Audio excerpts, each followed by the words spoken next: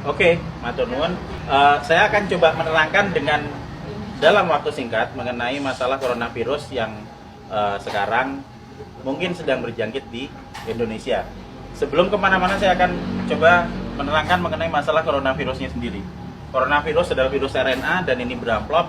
Kalau virus beramplop kita akan membayangkan itu seperti balon, kemudian ada spike-spike-nya di sana. Nah, spike yang di luar ini terdiri dari lapisan glikoprotein.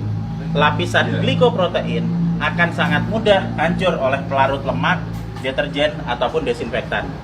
Jadi coronavirus meskipun dia punya kemampuan untuk menyebar dengan cepat, dia tetap memiliki kelemahan. Kelemahannya apa? Kelemahannya akan sangat mudah hancur oleh pelarut lemak, oleh deterjen, oleh desinfektan. Sehingga jika kita sering cuci tangan, kita sering ngepel lantai dengan desinfektan atau dengan cairan untuk pel, maka virusnya akan hancur dan tidak akan menulari lagi.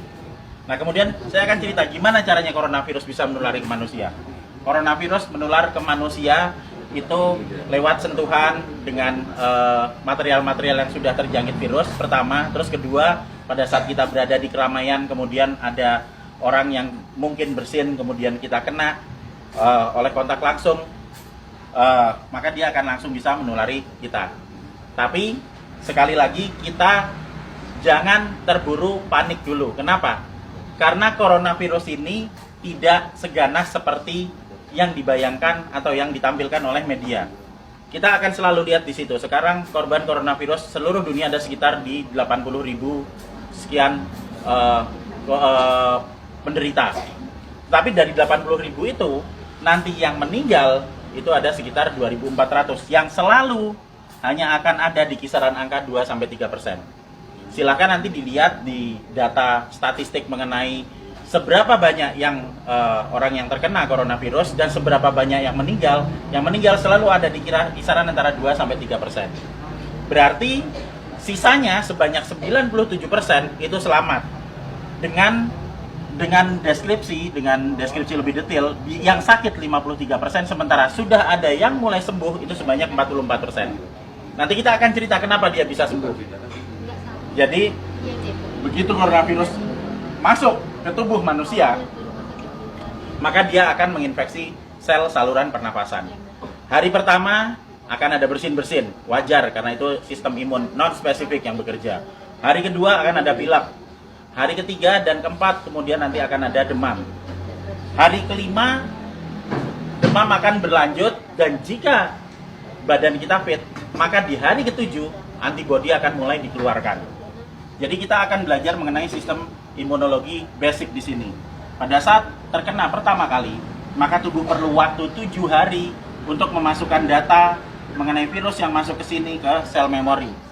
Di hari ketujuh ini ada antibodi. Hari ketujuh antibodi akan meningkat, akan keluar di sini hari ketujuh. Hari ke-14 dia akan naik sampai ke atas maksimal. Nah, pada saat antibodi naik di sini, maka antibodi itu akan dipakai untuk melawan virus corona. Karena antibodi sifatnya spesifik. Antibodi anti corona hanya bisa dipakai untuk menangani virus corona. Dan itu akan dikeluarkan 7 hari pasca infeksi. Yang akan sampai di puncaknya di 14 hari. Pada saat antibodi sampai di puncak, maka virus corona akan ditangani oleh antibodi di dalam tubuh kita sendiri. Karena virus hanya bisa ditangani oleh antibodi. Beda dengan bakteri. Bakteri bisa pakai antibiotik, virus nggak mempan. Hanya oleh antibodi. Dan nanti antibodi akan berlanjut turun sampai di minggu ketiga.